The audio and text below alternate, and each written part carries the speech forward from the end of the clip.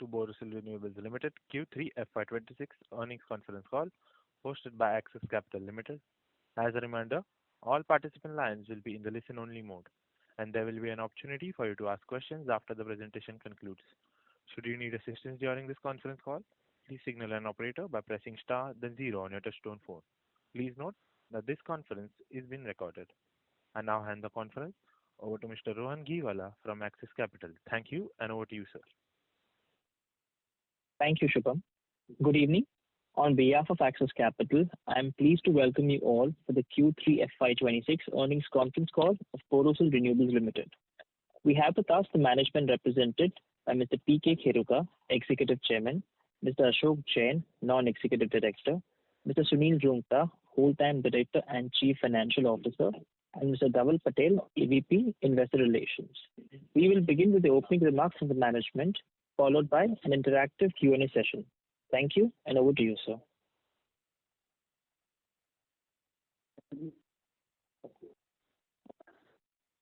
This is Pradeep Kheruka, Chairman. Good afternoon and welcome to the Borosil Renewables Q3 FY26 investor call. The standalone and consolidated financial results for the quarter ended 31st December 25 were approved by the Board of Borosil Renewables on Wednesday, 28th January.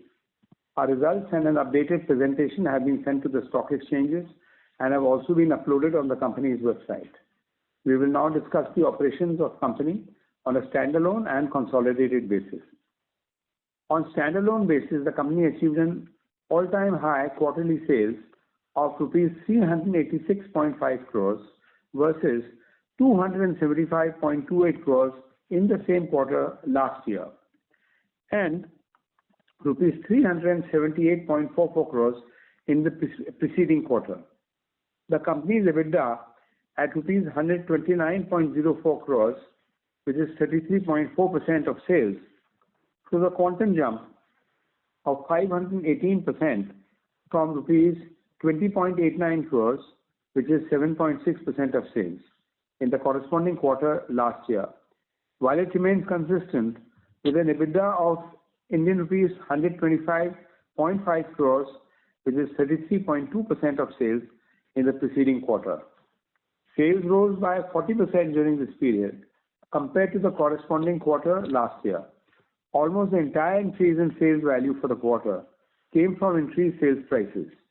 Average ex-factory selling price during the quarter increased to 149.97 rupees per millimeter as compared to rupees 104.54 per millimeter in the corresponding quarter last year. This compares with rupees 147.5 in the preceding quarter, leading to a significant rise in the margins.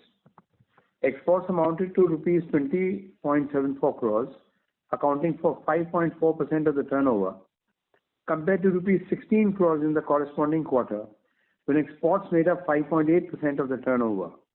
Company's major markets, that is EU, Turkey and USA, continue to face challenges due to low demand. The domestic demand continues to be steady, even though the anticipated changes in GST and prolonged monsoon challenged solar module manufacturers with postponed deliveries. This had led to cash flow blockages for the manufacturers and a decline in the selling prices of modules, affecting the margins. The delivery situation started to improve towards the middle of December and is now normalizing. With 145 gigawatt of module manufacturing capacity, India is now an international manufacturing hub. This is expected to rise further to 200 gigawatts by 2027. While conventional wisdom projects capacity utilization of module manufacturers to come down, my personal guess is the reverse. With the landmark Indo-European Union Free Trade Agreement now a reality, I foresee the European Union to start sourcing a portion of its solar modules from India. If this is handled right within the agreement, the solar module manufacturing industry could become a significant beneficiary under this agreement. Coming to solar installations in India, In the first 9 months, these have been around 30 gigawatts, and another 10 gigawatts can be expected to be added in the last quarter, making a total of 40 gigawatts in 2025-26, which would reflect modules glass consumption of about 55 gigawatts, as against 24 gigawatts during the previous year. ALMM mechanism for modules, implemented from April 2024, has led to rush for capacity additions, and which many feel could lead to overcapacity, which would have its own repercussions in the future. Considering challenges in grid stability and power evacuation, we see a trend of increasing adoption of battery energy storage systems. The cost of fully dispatchable renewable power with battery storage is now reduced considerably with aggressive bidding and has come down to about rupees 4.5 per watt peak. Significant investments are seen in this space. The government has introduced ALMM2 with effect from June 2026, mandating use of domestically produced solar cells. It is expected that the solar cell capacity, which is currently at 24 gigawatts, will rise to 75 gigawatts by 2027, looking to the momentum to add capacities. The next step will be to introduce ALMM2-3 from June 2028, under which ingot and wafer will also be mandated to be locally produced. These measures will ensure building up of a local supply chain and ecosystem. While we expect the strong demand for glass to continue, we are in dialogue with the government to develop and introduce measures to ensure a continued robust demand for all domestic components, including solar glass.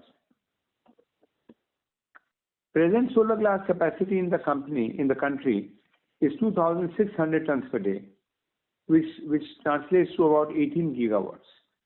Considering the expected current demand of about 55 gigawatts on DC basis for domestic installations, imports occupy about 70% share of the consumption, leaving huge scope for capacity addition for import substitution.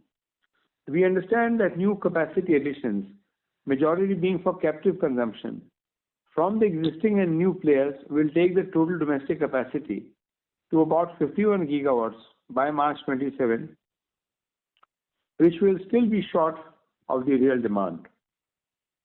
CVD on imports from Malaysia, set to expire on 8 March 2026, has now been extended by 3 months to 8 June 2026. Since DGTR is considering the sunset review, we expect the authority to issue the final findings in the next couple of months. Now I come to the consolidated results for the quarter, which include the operations of the subsidiaries. The overseas subsidiaries, including the step-down subsidiaries, have generated net revenue of rupees 3.96 crores and EBITDA of rupees 1.9 crores for quarter 3 financial year 2026 against net revenue of 0.43 crores and negative EBITDA of rupees 5.08 crores. The consolidated net revenue for the quarter under review stands at rupees 390.46 crores and an EBITDA of rupees 130.94 crores, as compared to net revenue of 378.88 crores and EBITDA of rupees 120.42 crores in the preceding quarter. The wholly owned German subsidiary, Geosphere, filed for insolvency after the German bank ILB demanded payment of capital subsidy of euros 4.81 million given by them to GMB to support capex plans as GMB has undergone insolvency. Geosphere has denied obligation to make such payment as the condition of operating GMB for 5 years could not be fulfilled due to force majeure situation arising out of inaction by the EU German government to support domestic solar glass manufacturing. I am happy to report that the company has been able to achieve significantly better sales and EBITDA for the last few quarters on the back of improved domestic operations. Sales on standalone basis for 9 months in this financial year at rupees 1,097 crores showing an increase of 40% for the corresponding 9 months in the last year, and an EBITDA of. With that, shows a jump of 235% over the corresponding 9 months. With that, I would now like to open the floor to questions that you may have. Thank you. Thank you very much. We will now begin with the question and answer session. Anyone who wishes to ask a question may press star and one on the touchtone telephone. If you wish to remove yourself from the question queue, you may press star and two. Participants are requested to use handsets while asking a question. Ladies and gentlemen, we will wait for a moment while the question queue assembles. The first question comes from the line of Vikram Sharma from Niveshaay. Please go ahead. Hello. Hi, sir. Congratulations on good set of numbers. Thank you. Sir, my first question is regarding what would be a trigger for announcing further capacity expansion? Like if our demand remains very strong and if we see other players are announcing aggressive expansion plans. And we also have feedback from the market, the Borosil offers the best quality among Indian players. So if we are unable to supply, then definitely a demand may shift to other manufacturers. So what is management's view on this and how are we thinking? It's like this, that there has been a very significant increase in the number of new participants. Can you mute your microphone because there's a lot of background noise coming from your phone? So with the increase in number of new entrants, there's been a lot of poaching of expert people. And when we are now currently in the process of taking up production by 60%, which is quite a lot actually, and requires a lot of people. So, we are cautious. We don't want to move in a hurry and not be able to manage the situation. So I guess that should answer your question. But we are very conscious, we are acutely conscious of the increased demand, and we are acutely conscious of the fact that we may have to do something about it. Thank you. And the second, what will be the impact of rupee depreciation? So what has our selling price improved in this quarter, or are we expecting it will improve further? So you can see in the last quarter, our average realization was 147.50, and this quarter it is nearly 150 rupees. So some advantage we are gaining out of this depreciation. But it's only marginal increase and not a significant one. Okay, sir. Okay, sir. Thank you. Thank you. Thank you. The next question comes from the line of Nidhi Shah from ICICI Securities. Please go ahead. Thank you so much for taking my question. So I want to know firstly on the divestment from the German subsidiary. What are our timelines on that? When can we expect the loss to sort of go away from our Concall P&L? That's the first one. So the answer to that is that you see the company has filed for insolvency. A gentleman has been appointed by the court to look into the affairs of the company and see whether liquidation is required or some new buyer can be found, etc. And until that entire process is complete and a final recommendation is placed before the court, the next action cannot be foreseen by us. Now, from our point of view, what we had done was that we had provisioned the entire amount of money which we had invested and which had remained outstanding from that company. So there is nothing more that we could do, and I mean that would really be the limit of our involvement in the matter by our understanding. So they will take what time they will. So one sec. From the perspective of accounting and losses, we already deconsolidated the balance sheet by deconsolidating GMB, which is a operating step-down subsidiary, and now we also deconsolidated Geosphere, which was the holding company of GMB. So the deconsolidation is already done in the balance sheet. So assets have been removed, the investment has been removed, and even the losses which were in the form of other equity earlier have been adjusted back. So all that has been done, and there are no more losses. As you can see, the consolidated and standalone results, there are hardly any differences.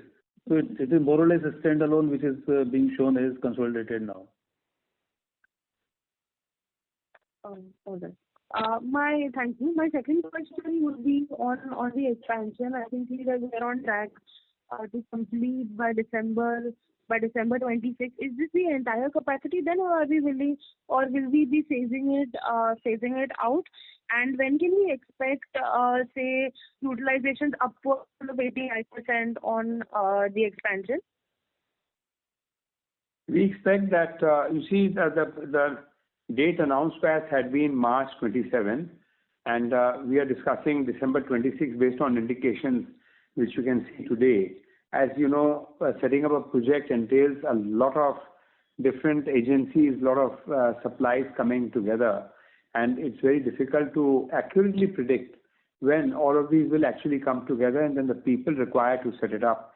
We're also going to be looking at a monsoon this year, and that also has a tendency to delay matters. So we expect that always to start one furnace first, stabilize it, and then start the second one. As matters stand, we are building both the furnaces side by side. So they should be getting complete within just a couple of weeks of each other, in my opinion. Okay. Thank you. My last question would be on the macro. Is that where do you think the prices for solar glass specifically are headed, given that there are a lot of other macroeconomic factors that are affecting these prices? Where do we see in the next year probably solar glass prices will go, given that it's a steady state of tariffs and duties? You see, because there is a minimum import price set by the government, the prices which are coming in from China are fixed to that. We are looking at what the government might do with glass coming from Malaysia, because we cannot hazard a guess. We did have a 9.71% CVD on that. So there are only three possibilities. It might go down, it might stay the same, it might go up.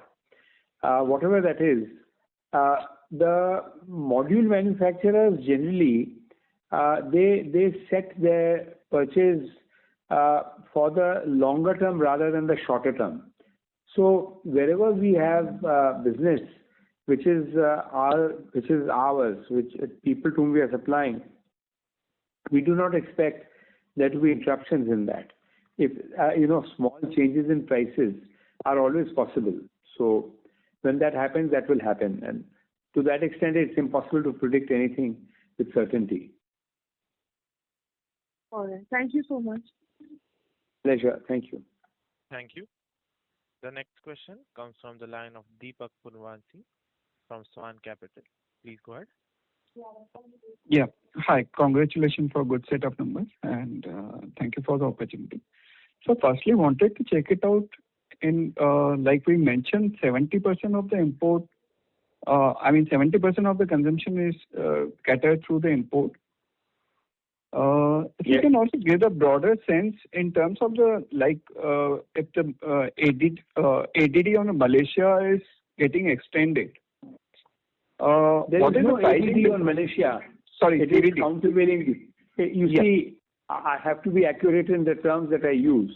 So there is an ADD on imports from China. There is a CVD on imports from Malaysia. As it stands now, once the government comes out with its findings, whatever those might be, that we will be able to know once the government has said so, which might take a couple of months. Yeah. So, sir, just wanted to check it out. What is the pricing difference between Malaysia and India route? Indian manufacturer and Malaysian route? We are pricing from Indian domestic industries, pricing the products based on the Chinese landed cost. And the Vietnam cost and Malaysian cost is slightly below the Chinese cost. But we always try to position ourselves as an import substitute for Chinese prices and try to get that much price. but the difference between Chinese and Malaysian and Vietnam pricing is of the order of 3 to 4%, I think, in my view. Okay.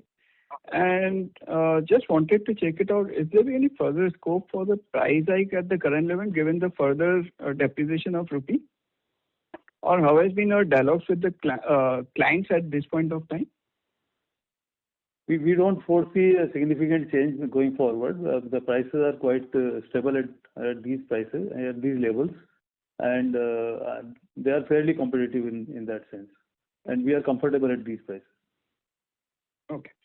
And secondly, sir, if you can also give a broader sense in terms of the any raw material or fuel cost inflation, which I mean, are we facing any?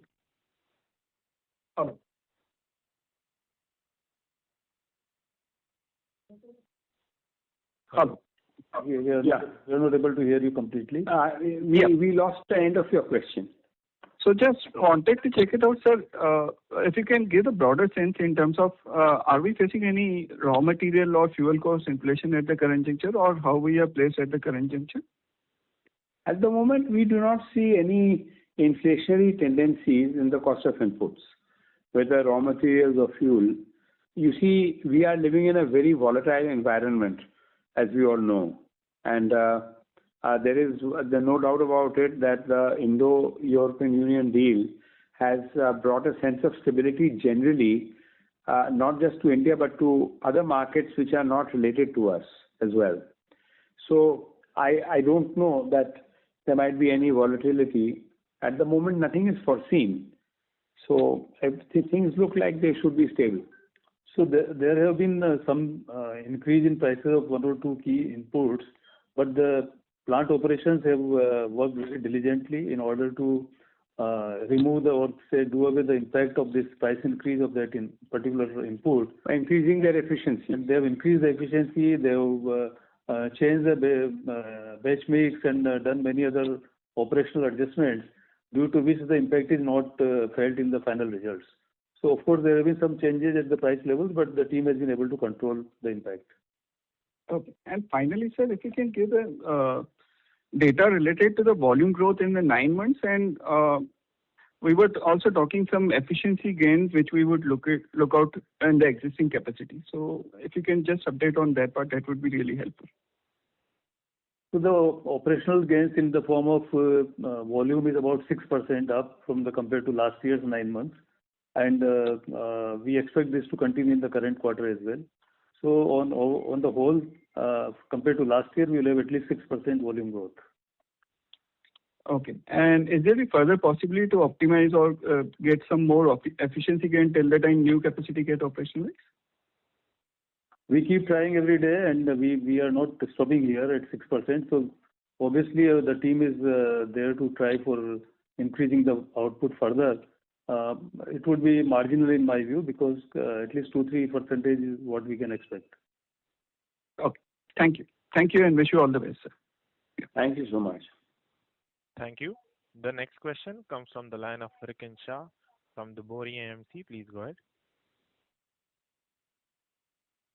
Namaskar ji.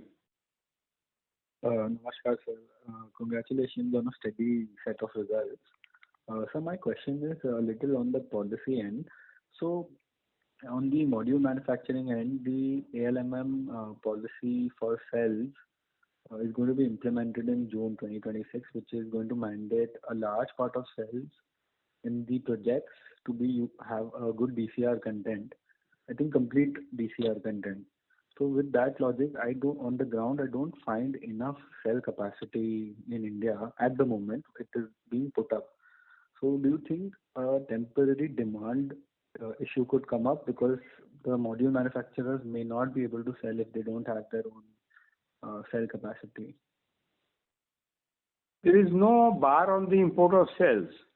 So I do not see anybody who has orders for modules not being able to manufacture and supply that, because the cells can be very easily sourced from China. So there's a certain price attached to it. That's all. So from your perspective, your question is regarding what happens after June 26. You know, the government and the industry are working together, and in case the situation comes in where the cell capacity cannot ramp up to the current level of module manufacturing and demand, the government and industry together would be able to find some solution, I suppose. And the government may come up with some deferment or some leeways for certain projects, certain type of projects, whereby the manufacturing can continue using the imported cell till the time the domestic production of solar cell increases to the level of consumption. So we have to leave it to the government, I think, but I do not think government will take a stand that the module production has to stop if the solar cells are not available locally. I can add one thing about the government, that I'm seeing a level of interaction with industry and with customers by the government, which I have not seen before. They are very clued in. They know exactly what they are doing. And in industry and in consumers, I think we are very satisfied and comfortable that the government is doing every single thing possible to increase solarization and deployment of solar energy in the country. Thanks, sir. That helps a lot. But the reason I asked is because your commentary is a little conflicting from module manufacturers who already have their cells in place. But obviously, that's to each their own. So my next question is along the lines of Bharuch. So we've obviously been very cautious about expansions. But do we have any room for further expansions after the 600 TPD is in place? I mean the land space and the utilities wise. We can easily go for another furnace. Okay, sir. Got it. That's also. So the land it's all there. We have to decide to do it and it can get done. Sure, sir. Thanks, sir. That helps. In fact, we have all the utilities, batch house, everything is ready in case we want to go ahead. There's nothing stopping us other than caution. Sure, sir. That helps. Thanks, sir. Thank you. The next question comes from the line of Vanshita Amlani, an individual investor. Please go ahead. Okay. My first question is related to the revenue. What will be the revenue? Sorry to interrupt, ma'am. You're not audible. Am I audible now? Yes. My first question is related to the revenue. What will be the revenue visibility for next 4 quarters? We do not expect any major changes in revenue, and the reason for that is that we are manufacturing at full production and selling everything that we make. So I don't think there'll be much change in revenue. There can be a few percentage points plus or minus, but I don't see any major change. Okay, so we can say that the end of FY2027, it will be like quarter and quarter basis. So generally, up to December, it will be similar kind of revenue. And once we start the production from the new furnace, which are under construction right now, in the Q4 FY27, we might see some revenue coming from them. And then thereafter, the revenue will increase by 60% as the capacity is going up by 60%. Okay. My second question is related to the equity. Will there be any further equity dilution? No, there will be no further equity dilution. We are completely funded from the perspective of these expansions. And in case we need to expand further, the cash accruals will support us. So as of now, there is no plan to raise further equity. Okay. And what is our targeted ROCE after 600 expansion is on place? ROC will be upwards of 25%. Okay. Thank you. Yeah. Thank you. Thank you. The next question comes from the line of Mehul Panjwani from 40 Cents. Please go ahead. Hello, sir. Thank you so much for the opportunity. So as you mentioned that the government is doing a lot for the solar sector. So what can be some of the positive developments from the budget for our company? That's $1 million question. What are some of the possibilities? I know that we don't have any privy information, but what can we expect in terms of what developments we have seen so far in the last 1 year? See, according to me, as far as the solar glass production is concerned, our big ask was for anti-dumping duty, which the government was able to grant us last year. So that part has been done. For the rest of it, there are no hiccups in our quest for implementation of our new project. And other glass manufacturers also, who are trying to implement new glass projects, also are coming online. And I don't see that there's any hiccup from the side of the government. So far as what they can do, it's impossible for me to think. Though I can say one thing. Recently we saw in GST, in many items they reduced the GST from 18% to 5%. And that made a very big impact on the sales of those products like automobiles and other things. So in that sense, I don't know what the government might do for rooftop solar. For right now, there's a certain limitation on companies being able to set up renewable energy projects. So normally it's limited to 100% of their contract demand. Now, when you set up a project for 100% of contract demand, you'll only get about 20% of that. So you're still buying 80% from the grid. Now, if the government goes up and says we can make it double, triple, quadruple, I don't know, that would really set the market on fire. So I don't know what the government can come up with in their effort to increase this. One thing now is there that from a module manufacturing capacity of 10 gigawatts about 3-4 years ago, we are at 120 gigawatts. So we have the muscle power now in terms of manufacturing. And I've also mentioned about the European trade deal. If something works out over there, Europe has installed about 70 gigawatts of modules in the year 24. The 25-year figures are not yet out. So if they take, say, even half of that, there will be 35 gigawatts they can buy from India, So, everything is open-ended. This trade deal is a big deal, in my opinion. So let us see in what way this plays out. Sir, my second question is regarding our German subsidiary. Can we say that all the negative developments are out of the way now?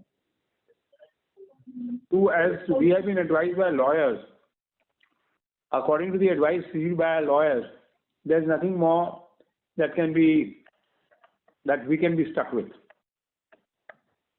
And is there any possibility of any positive thing happening? Like the German, like we are able to sell the subsidiary to another company and recover some of the losses? Frankly, I think that is unlikely. The German subsidiary, the manufacturing company, is under the control of court now, and court appointed administrator. So if we have lost the control already. We have deconsolidated the balance sheet. It's not in our control now, though we have shares.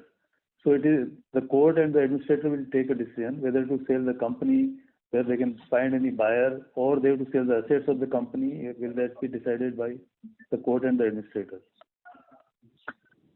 Okay, sir. Thank you so much for all the answers. Thank you, and all the best. Thank you. Thank you. Thank you. Thank you. The next question comes from the line of Karan Sanwal from Nivishay. Please go ahead. Thank you for the opportunity. Sir, I wanted to ask that what would be the proportion of electricity and natural gas in our power cost, and how much saving can we made from addition of renewable energy that the plant that we have set up, and how does the recent increase in natural gas pricing, does it affect our power and fuel cost? So power and fuel is close to 32% of the cost of production, both put together. And in terms of the saving on the power cost, we can save almost 1.5 bips in terms of the incremental margin on the company sales.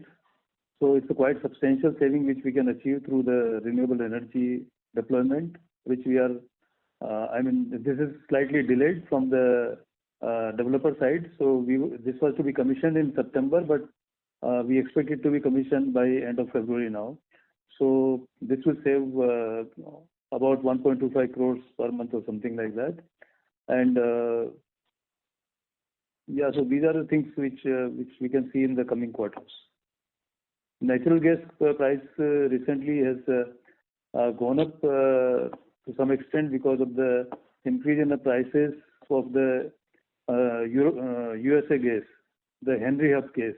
So we have certain benchmark contracts which are linked to those benchmarks, and we have to pay as per those movement in those benchmarks. So the cost has slightly gone up in the last quarters.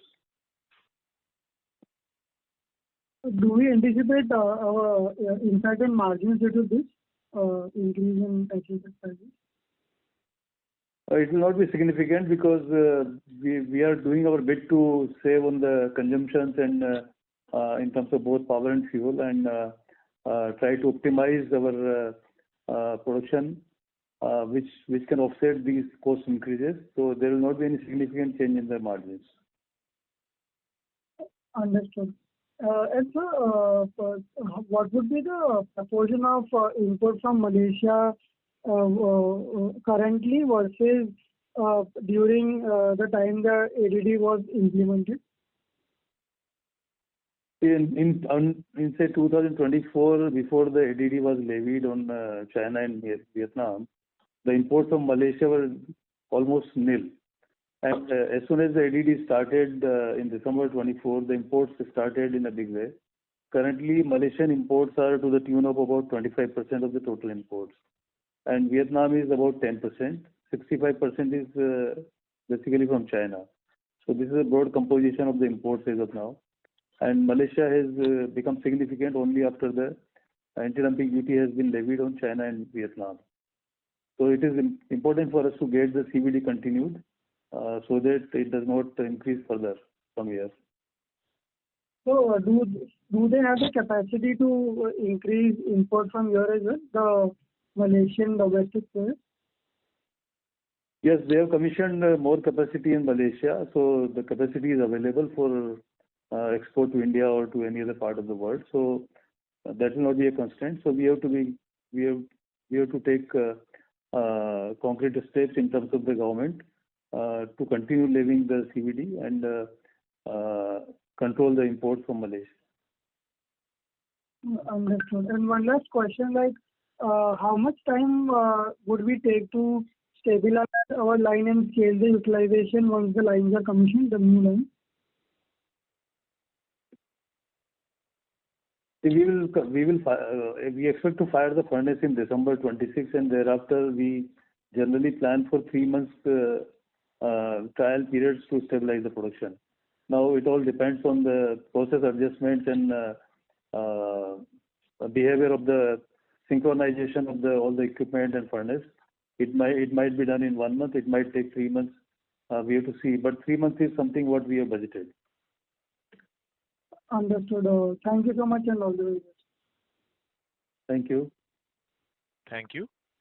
As there are no further questions from the participants, I now hand the conference over to the management for closing comments. Thank you, and over to you, sir.